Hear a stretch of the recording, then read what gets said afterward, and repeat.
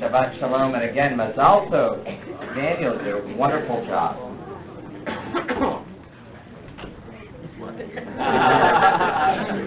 There's that smile, all right.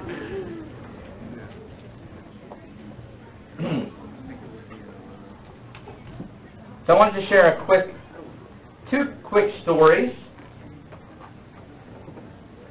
So yesterday, I had a friend who called me at 11:30, and he asked if, this is before our meeting, by the way, he asked if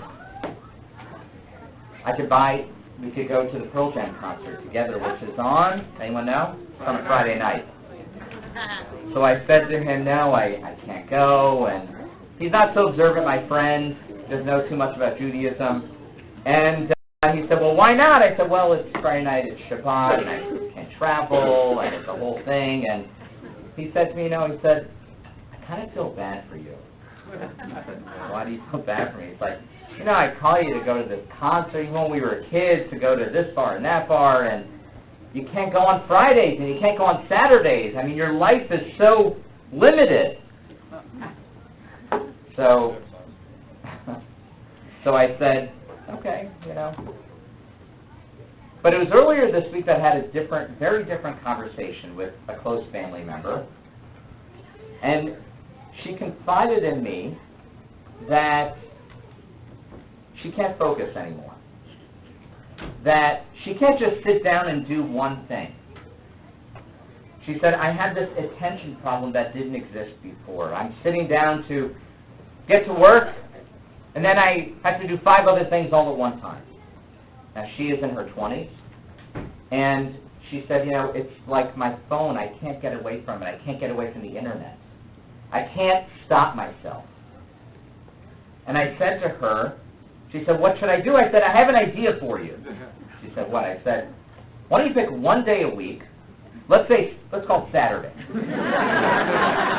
where you leave your phone at home and you don't use the Internet. Just try it. You'll see how your life will change. And she said to me, wow, that's such an amazing idea. How'd you come up with it?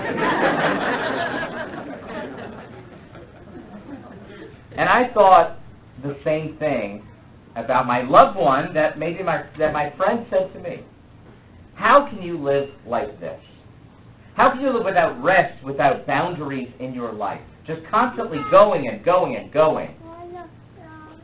So today I want to talk about something in this week's Parsha that is very important, and that is Shabbat. And I want to talk about why it's important for our people, and actually why it's important for humanity, and what I think Shabbat can mean for us in this day and age. So it's in this week's Parsha that we read about the Aseret HaDibrot, which we call the 10 Commandments. Really, it's called the 10 utterances. These 10 things that govern society. It lays the foundation for society. Remember, the Israelites are leaving Egypt. They have no rules, no regulations, and this is the beginning of it. We learn about the importance of one God. We learn about the importance of this commandment to not make false oaths, to honor your parents, the prohibition against murder, adultery, robbery, false witnessing, and coveting. And along with these commandments, we see a command to remember, Zachor et Yom HaShabbat. Remember the Sabbath day, one day a week, and to keep it holy. And we can make an argument that the other 9 ideas, commandments, are really the framework for a moral and just society. But the question is, where does Shabbat fit in to all of this? Why is Shabbat so important that it makes it into the top 10? And the answer, I think, comes from Ahad Ha'am, who was the founder of cultural Zionism. He lived in the late 1800s, and he was a secularist. And he wasn't a religious Jew. And he said famously, more than the Jewish people have kept the Sabbath has kept the Jews. But I think it's actually more than even this. More than just keeping us. Rabbi Abraham Joshua Heschel wrote a book called The Sabbath. It's about this thin, but it's very deep. I highly recommend it to anyone who wants to learn more about the philosophy of Shabbat. He said technical civilization is man's conquest of space. It is a triumph frequently achieved by sacrificing an essential ingredient of existence, namely time. In technical civilization, we expend time to gain space. The realm of time where the goal is not to have, but to be. Not to own, but to give. Not to control, but to share. Not to subdue, but to be in accord. Life goes wrong when the control of space, the acquisition of things, of space, becomes more of a sole concern. Human beings, we sell ourselves into slavery to things, and man becomes a utensil that is broken at the fountain. He goes on to talk about humanity constantly trying to subdue and manage the forces of nature. This is what we do. And he was right. And he's still right. And I wonder what he would think if he lived till today. He passed away in 1972, way before the iPhone. And I wonder what he would think if he heard that conversation with my friend about the concert and my family member. It seems that today, maybe more so than ever before in human history, we think that we can control and subdue this final frontier, which is time. We think we can do it with technology. We can make things faster, more efficient. But let me ask you something. Let me ask all of you something. Are you more relaxed today than you were 20 years ago? Think about it. We have more, but are we more? And I think that Shabbat is the antidote to the condition that we're all a part of, the condition that my family member confided in me. In the last couple of years, there's actually an online project that started to help young people out, like my family member, who felt that their life was out of control. And it's called the Sabbath Manifesto. It's a project by an organization called Reboot, which affirms the value of Jewish traditions and creates new ways for people to make it their own. So the Sabbath Manifesto is a creative project designed to slow down in an increasingly hectic world. That's the vision, the goal of the Sabbath Manifesto. And just like the Ten Commandments, they have 10 rules. So here they are. 1, avoid technology. 2, connect with loved ones. 3, nurture your health. 4, get outside. 5, avoid commerce. 6, light candles. 7, drink wine. 8, eat bread. 9, find silence. And 10, give back. 10 rules. But there's no explanations on how to do these things. So this is really interesting. If you go to the website, they have a comment section. And you click on the comments, and you see how people interpret it. Here's what Leslie wrote. I don't know who Leslie is. She said, I recently had a guy fix my laptop. He, Joe, has a small PC fix-it business near my town in western Massachusetts. Joe is from Ghana. I was asking about life there, and he said, people connect to each other there. Here, people are connected to machines. That's what he said.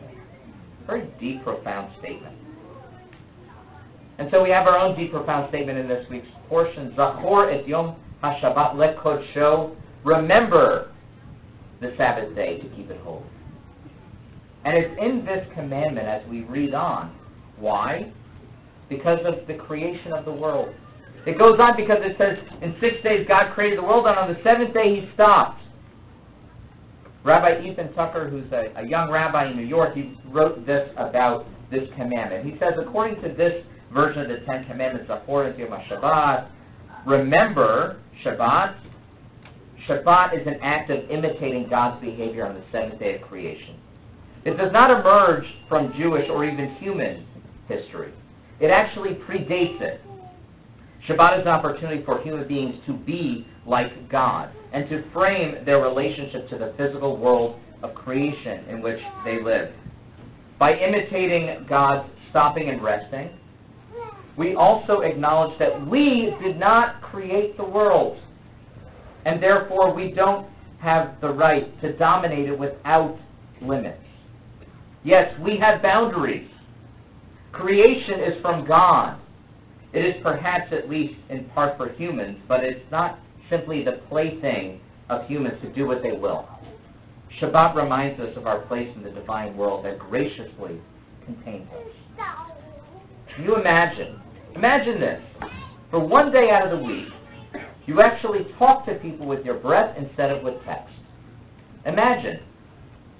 Shabbat is a time when we communicate with our fellow human beings through the breath that God gave us. Shabbat is very much connected to the creation story. And how does God give life to the human? God breathes into the human. God's very name, Yud Hey Vav Hey, if you say it, it is a breath. It's an onomatopoeia. It's a breath. That is God.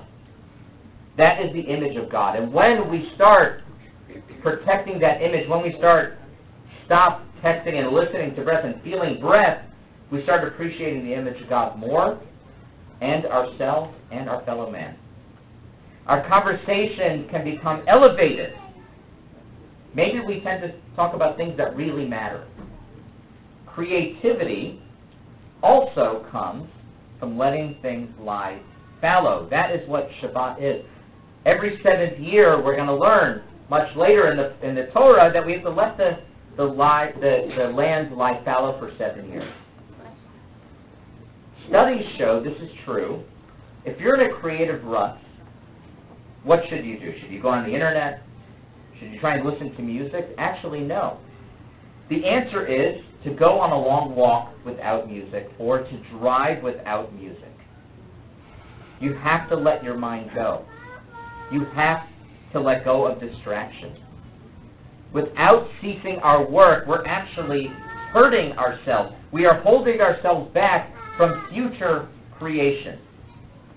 On Shabbat, we allow ourselves to back on the work that we've done, on what we have already created. We don't worry about creating more and more, because what use is there to create more if you cannot appreciate what you've already created? The Romans used to actually look down upon our people. And the reason? They called us lazy. And you could see this, actually. They wrote this. They said we were lazy because we stopped work once a week.